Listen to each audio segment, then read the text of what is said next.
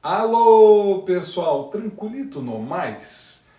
A pandemia e o mercado de fertilizantes. Qual é o cenário atual? O que nós vemos para o futuro? Conversei com o economista da FC Stone, Marcelo Melo, sobre o assunto.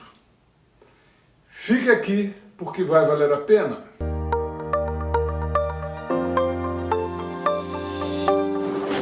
Pessoal, eu estou aqui com o economista da FC Stone, Marcelo Melo, para nos falar hoje sobre o quadro da pandemia e o que está se enxergando de consumo de fertilizantes e preços para o futuro. Marcelo, então já te pergunto, agradecendo a tua presença aqui no canal, e você já é um ótimo consultor que nós temos, o canal, o pessoal está falando muito de vocês, da FC Stone, a gente agradece demais essa tua contribuição, muito esclarecedora sempre. Hoje já temos um quadro mais claro do que está acontecendo na pandemia junto ao setor de fertilizantes. Temos algumas reportagens, algumas declarações. Então, será que você poderia nos traçar hoje esse quadro um pouco mais claro que a gente já enxerga?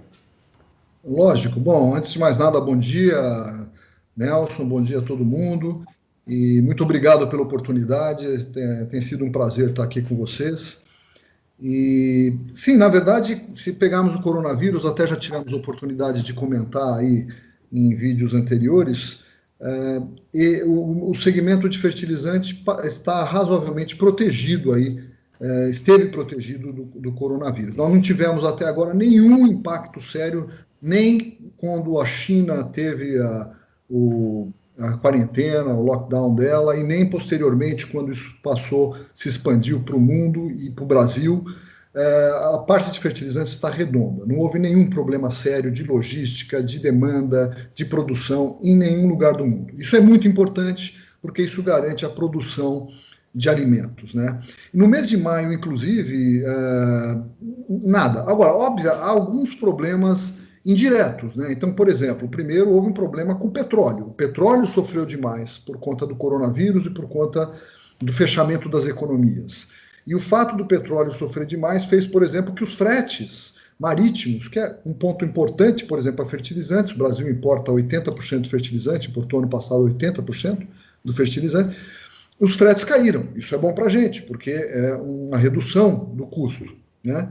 E agora o petróleo já está voltando, as economias estão voltando, estão se reabrindo, principalmente no hemisfério norte, então a mobilidade está voltando ao mercado e o petróleo está subindo, né? O petróleo chegou a ser cotado a $10 o barril, WTI, em algum momento até um valor negativo de cotação, mas era uma exceção naquele momento, um problema de bolsa. Mas a R$ 10, $10 o barril foi normal, e o petróleo já está perto de 40, está 38, 39. Então, ele ainda não chegou aos 55, 60 que estávamos antes de tudo isso, mas ele melhorou. Bom, e com relação ao fertilizante, eu acho que outro ponto muito interessante, Nelson, que a gente devia abordar, é que o Brasil, nós somos o quarto maior consumidor mundial, com cerca de 8% do consumo mundial de NPK, e nós somos, como nós temos uma produção local muito pequena, na verdade nós somos o maior importador de NPK mundial, junto com os Estados Unidos. Tem ano que os Estados Unidos passam à nossa frente, tem ano que nós passamos à frente dos Estados Unidos, e nós somos, então, muito grandes e muito importantes para o mundo, né? E aí o que acontece? O mundo, agora, no início de maio, a IFA, que é a International Fertilizer Association, ela publicou um relatório interessante onde ela coloca uma previsão, ela vê uma situação onde o consumo mundial de fertilizantes, de NPK, que cresce de modo muito constante todo ano, 1% ao ano, ela está prevendo uma queda de 3% no ano agrícola 2021, ou seja, o ano que começa agora no meio do ano, vai até meados do ano que vem. Então, isso é uma queda considerável, né? Um mercado que cresce 1% com muita constância todo ano, cair 3% é um problema. E é por conta do coronavírus. Ela indica, a IFA indicou que, basicamente, o principal fator seria a crise econômica vai acabar, de um modo ou de outro, gerando uma redução do consumo per capita de alimento. E isto aí, portanto, vai reduzindo o consumo de fertilizantes. E se nós pegarmos esse parâmetro e olharmos para o Brasil, o agribusiness tem sido o máximo, realmente é o nosso core business. Eu não gosto muito de palavras estrangeiras, mas é a nossa realmente capacidade forte que nós temos nesse segmento é imensa. Então, o Brasil, ao invés de cair 3%, a FC Stone está prevendo um aumento de 1% no consumo de fertilizantes. Então, no ano passado, agora até dezembro... 1%, Marcelo, importante, 1% de quando a quando? Então, no Brasil, a gente olha, a ANDA normalmente analisa as entregas de fertilizantes. A ANDA é a Associação Nacional dos Difusores de Fertilizantes. Ela analisa as estatísticas para o ano fiscal. Então, para o ano fiscal de 2019, digamos, de janeiro a dezembro de 2019, foram entregues 36 milhões e 200 mil toneladas, se eu não estou enganado. 36 milhões e 238 mil toneladas. E isso foi um crescimento de 2,1% sobre o ano anterior, 2018, onde o Brasil havia consumido 35 milhões e 500. Então, nós estamos prevendo, respondendo a sua pergunta, 1% de aumento no ano de 2020, sobre os 36 milhões e 200. Na nossa opinião, FC Stone, nós acreditamos que esse ano o Brasil vai consumir 36 milhões de toneladas. Então, nesse sentido, até haveria uma pequena defasagem entre as duas estatísticas, porque a IFA está falando num ano agrícola, né, que vai de meados do ano até meados do ano seguinte, e nós estamos analisando um ano, digamos, fiscal, o ano de 2020. Mas isso também, eu tenho certeza que o ano que vem o Brasil também tende a crescer, né? E por que nós estamos crescendo? Por que nós estamos falando em crescimento de 1% e não os 2%, por exemplo, 2,1% que tivemos no ano passado? Basicamente porque vai ser a safra verão de soja, novamente. O Brasil, a soja é o carro-chefe atualmente do agronegócio. O agronegócio como um todo é fortíssimo no Brasil, mas a soja é a locomotiva. E a soja deve, por exemplo, o próprio USDA, outra notícia interessante, agora em meados de maio, começo de maio, divulgou um relatório indicando que a safra de soja brasileira 2021, ou seja, que será plantada agora a partir de setembro, o USDA está prevendo 131 milhões de toneladas. Né? Então, é muita coisa. O Brasil, de acordo com a FC Stone, nós ainda estamos fazendo as estatísticas, a sua última estatística de produção deste ano, da colheita que acabou de ser feita há pouco, foi para 121,8 milhões. Isso já é um recorde mundial. O recorde anterior era dos Estados Unidos em 2018, com 120,5 milhões, então nós já passamos dos Estados Unidos. Mas, se o USDA tiver certo e fomos para 131 milhões, é uma barbaridade, né? Inclusive, na nossa estatística, quando a gente fala que o fertilizante vai crescer 1%, nós não estamos considerando um crescimento tão grande. Esse crescimento que o USDA está dando seria um crescimento de quase 8,4% na nossa produção de soja. Mas nem isso estamos considerando. Estamos considerando que vai crescer a área uns 3%, não, desculpe, a área, não sei exatamente quanto vai crescer a área, mas o consumo de fertilizantes para a safra verão, nós estamos colocando um crescimento de 3%. Como fertilizantes significam, digamos, o consumo para soja significa cerca de 40% do total de fertilizantes consumido no Brasil, se você coloca esses 3% na equação e considera depois que usina de açúcar, o pessoal de cana está sofrendo muito, o pessoal de algodão está sofrendo muito, que essas duas culturas devem cair um pouco o consumo, e que as demais culturas se mantivessem, a gente acaba chegando com tranquilidade nesse 1% de crescimento. Então, acho que esses são alguns números que eu queria... Perfeito. Então, Marcelo, parece que o mundo vai reduzir em 3% o consumo, o mundo reduz e o Brasil aumenta. Isso, exatamente. Nós somos um ponto fora da curva novamente, né? Por conta do nosso agronegócio. Ok, e por que se imagina que vai reduzir globalmente e como isso, né, pode afetar essa redução de consumo pode afetar o fertilizante e o agronegócio brasileiro? Então, eu acho que o agronegócio brasileiro não será o último a ser afetado, porque exatamente é o nosso core business, é a nossa essência de fato, e nós temos uma competitividade muito grande. Agora, mundialmente está sendo afetado exatamente por essa, de acordo com a IFA, a expectativa dela é que vai haver uma diminuição no consumo per capita de alimentação. E talvez também, ele não menciona isso ali na estatística, mas talvez o que a gente pode considerar é que também estão havendo algumas mudanças de hábito, então as pessoas estão comendo muito mais em casa do que em restaurantes, então talvez o desperdício, né, quer dizer, você produz um volume de comida mais exata, porque o que você vai comer, você vai no restaurante, sempre você tem mais comida, né, do que você comeria numa situação normal, e tem uma série de diferenças nisso, né. Mas, de novo, voltando aí ao Brasil, eu acho que o Brasil deve ser pouco afetado, inclusive porque o Brasil, com a desvalorização, que foi outra situação, de certo modo, outro impacto indireto do coronavírus, né? Ele impactou o mundo como um todo está com aversão a risco, os investidores estão com aversão a risco e tendem aí ao dólar. E isso fez o dólar, por exemplo, nós estamos com um dólar que já era razoavelmente alto a R$ 4, no início de janeiro desse ano ainda, 4,05.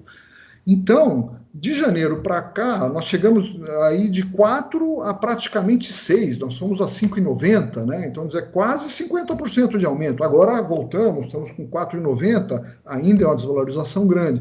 Tudo isso só este ano, né? Veja só este ano.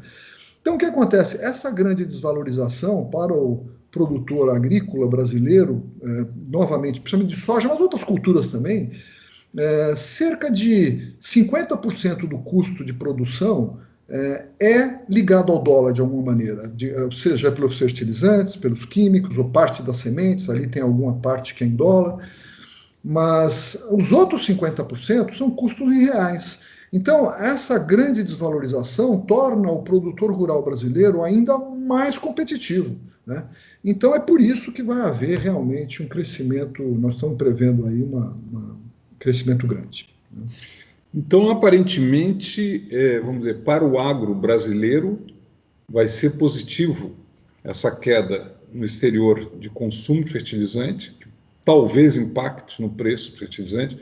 Até gostaria que você fizesse algumas considerações sobre isso, sempre em dólar, né, que a gente está falando, mas parece que o agro brasileiro continua tendo assim uma perspectiva boa, mesmo para o ano que vem, para essa crise. Então, se você puder fazer algumas considerações sobre preços fertilizantes no médio e longo prazo, pelo menos o que se consegue ver hoje, o que a FC Stone enxerga, a gente ficaria muito grato.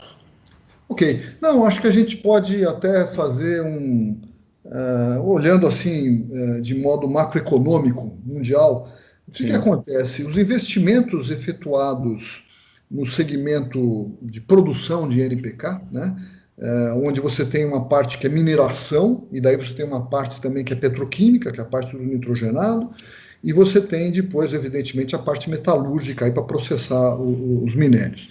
Mas, de qualquer maneira, o investimento em mineração nos últimos anos foram imensos, imensos. Então, só no segmento de fosfatados, nós tivemos mais de 15 bilhões de dólares nos últimos 5, 6 anos. Isso está no mundo todo. Isso está fazendo as produções crescerem, então está crescendo o volume de produção e está diminuindo o custo de produção. São produções mais modernas, né, e mais eficientes. E assim também para o potássio e também para os nitrogenados. Então, o que acontece? A produção mundial está crescendo, o custo está caindo, e agora, se nós pegarmos essa informação da IFA mundialmente, não vamos olhar só para o Brasil vai crescer, mas o Brasil faz parte do mundo, o NPK é um produto, uma commodity mundial, né? Então, se o mundo vai cair 3% o consumo, então dá para ver que se a demanda cai e a oferta sobe, nós não devemos ter, não é a nossa expectativa ver um crescimento de preço muito violento, né? Então, por exemplo, nós saímos, em 2018, nós tínhamos MAP, que é um fertilizante muito importante para a soja até, para toda a para plantação, todos. E o MAP caiu de $460 por tonelada e veio bater 300, nós estamos aí perto de 300. Então, é uma queda violentíssima. Então, eu acho que num cenário como esse que eu lhe digo, onde a demanda tende a cair 3% e a oferta tende a subir, não há nenhuma possibilidade de nós vermos o MAP voltando a $450, $460. Independente disso, evidentemente, perto dos períodos de maior demanda, seja nos Estados Unidos, seja na Índia, no Brasil, isso aí vai se contrapondo a cada momento, né?